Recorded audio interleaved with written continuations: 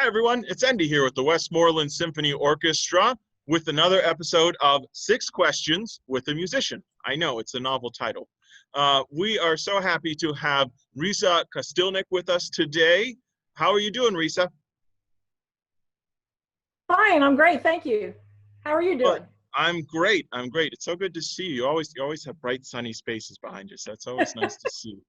So, I always get the question from, audience members, when they're leaving or coming into a concert. They always say, we would love to know more about the musicians because we hear beautiful music. They maybe help us think of different emotions and things, or maybe it brings us back to a certain point in our lives, but we don't really get to talk to them. So we would love to talk to you today, and we're so glad that you're with us. Thank you. So could you tell me, as a longtime musician for the WSO for over 37 years, which in my math makes you 25 years old then, what excites you about them? What excites you the most about playing in an orchestra, with a long history? I love the Westmoreland Symphony. I have always enjoyed being in it. It was kind of a goal when I was, younger to kind of get in there because we always play really good repertoire. The orchestra itself really cares and really tries to prepare well. And it's just a joy to play. And the fact that they've gone on this long through hard times, I think that it'll go on forever. I hope it goes on forever, even if I don't. No. Well, I think you will. No, and that's true. It's really, I think the symphony, even for me, I mean, you don't, for a community of our size to have such a caliber of orchestra, it's really a testament, I think, to the organization, but really to all those who support us. Right. You can't have an orchestra without supporters. You can't have an orchestra without an audience. Yeah. So we appreciate the audience very much and all the supporters. Yeah. Yeah, otherwise you just have a fancy rehearsal with some nice looking tuxedos and whatnot. Right, yeah, dress up. Yeah. So, as a performer and an educator, I know you're involved in a lot of ensembles, a lot of pickup gigs and things. How do you keep, all that music straight, just for all the notes, or just physically getting yourself around, normally to all the different gigs and rehearsals and all that kinds of stuff? Yeah, I have my folder system that I use. In fact, this is one of my folders. This is my funeral folder when I play a lot of funerals. Sure. And then I have my Quinta Voce folder. So whenever we start rehearsing for something, or if I have a job somewhere, I just get a folder and put it in, and then I put it on the stand. I practice it. I put it back in the folder, put it away, and then that's it. The symphony music always comes in an envelope. Yeah. So it stays. I practice it and I put it back in that envelope, because otherwise, that sounds very organized, which I really am not. So that's why I do that, so that I don't lose track of things. When did obviously you said about how, being a part of the WSO, sort of a goal for you at a young age. But when did you know that music would be your life's passion, that you wanted to pursue music? Probably from the beginning when I started playing. I love to play. And even as a kid, I just always loved playing playing my oboe more than anything else, and playing piano. And when I started piano lessons, and it's just, I don't know, it just resonates with me. I like to sing. I sing in the church choir. I just love music a lot. And I won't say I never considered anything else. I thought maybe I'd be a geologist for a while, or a history teacher, because those things interest me. But I don't know. It's just, I have always just spent my life playing music, and so it was kind of a natural thing to go into music. Cool, very cool. How did, I have to ask, since you said it, how were you interested in geology? I mean, that's a huge shift. Oh, I love rocks. When I was in ninth grade and you have earth science and you identify all the rocks, Yeah. And you go on class trips and see, Hmm. mountain formations. And I grew up in York County, Pennsylvania, Sure. and it's totally different there. Like the topography there is totally different than here. And I've just always thought that was really interesting. Cool. No, Yeah. it's those little tidbits. See, I would have never known. I would, it's all good. It's all good. No, it's exciting. Totally unrelated to music, but No, it's I good. Hey, that's why it's nice because otherwise we wouldn't get to know.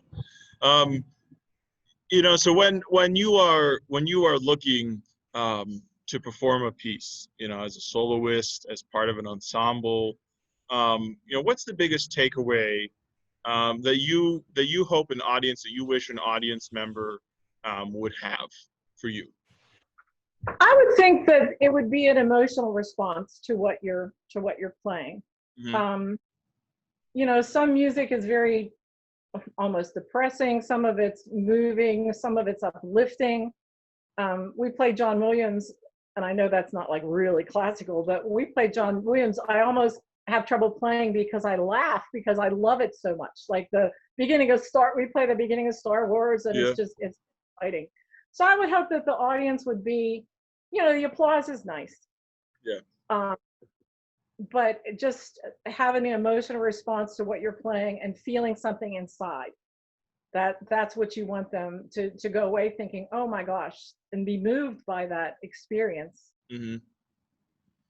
Yeah. I So think I think it's really I think it's something special that music is a medium that you don't necessarily have to say much, but you can convey so many ideas and so many thoughts, right. and make a lasting impact that you necessarily can't do with other arts or cultural activities.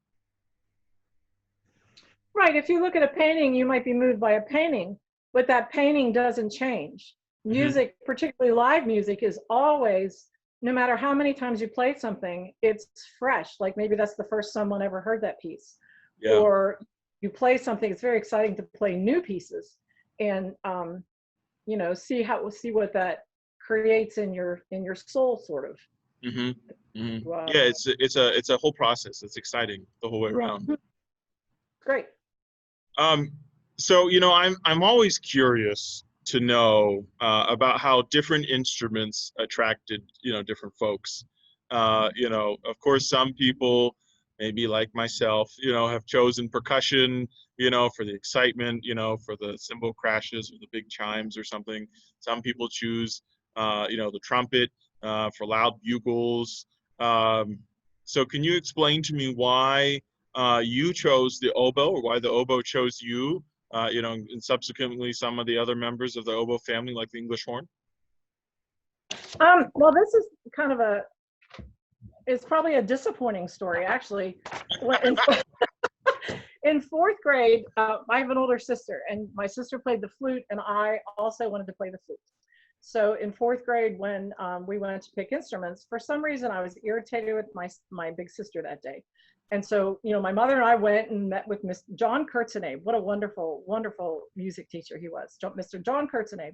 Yeah. And he said, what do you want to play? And being rather shy at that point in my life, I didn't say anything. And my mom said, well, didn't you say you want to play the flute? And I said, well, I don't anymore. And he said, what do you want to play? I go, I don't know. And so my mother said to him, well, what do you need in the band? And he said, well, I don't have any oboe players yet. And she said, I looked him right in the eye and said, okay, I'll play that. That's perfect. I know. So it's my mother's fault. So I started on the oboe in fourth grade, which is a very long time ago. And Yeah. as I started playing it, I absolutely loved it. I Great. don't know why, but I love it. I love playing the English horn. And I enjoy playing piano, but Yeah. that's not my passion. Yeah. It's not quite the same. Right. Um, so, unfortunately, of course, we all know we've had some more time on our hands lately. Um, but do you have an artist or a group that you might recommend that we add to our musical playlist as we're we're starting to get back to a new normal? Well, I like a lot of different music. I'm not a big pop fan. Hmm. Um, I really enjoy listening. I have a CD of the um, the Dutch Royal Military Band. I'm not a huge fan of band music, but Sure. they play the is it Meyer, Meij or Miej, Lord of the Rings, which Oh was yeah. written, at the beginning of the books, and it is fantastic. So that's one CD. I listen to a lot of oboe music. Hmm. There's a group called Oboe Classics, and it's an English gentleman, John Palmier. I really like him. Hmm. And I also like, in the non-classical vein, I like the Los Angeles Guitar Quartet. I have Okay. a lot of their music, and I also like mariachi music. Okay. Mariachi Cobra is very good, Yeah. and I play that if we do long trips in the car. We Yeah. play that and sing along. It's a little weird, but No, it's hey, really, it's no, it's very different. Those are all very different things yeah. that you just kind of have to expand and search around and see what else you like. Hey, that's the most important thing. That's the most important thing. Um, Unfortunately, we've come to the end of our 6 questions, Risa. So thank you so much for joining us today, and for sharing your zest, for why you have picked the oboe, and learning a little bit more about you. And I will now have to start researching some mariachi for my next road trip, whatever that may be. Well, thank you for having me. I really enjoyed this very much. Sure, it's great to have you. Thank you so much. Bye bye.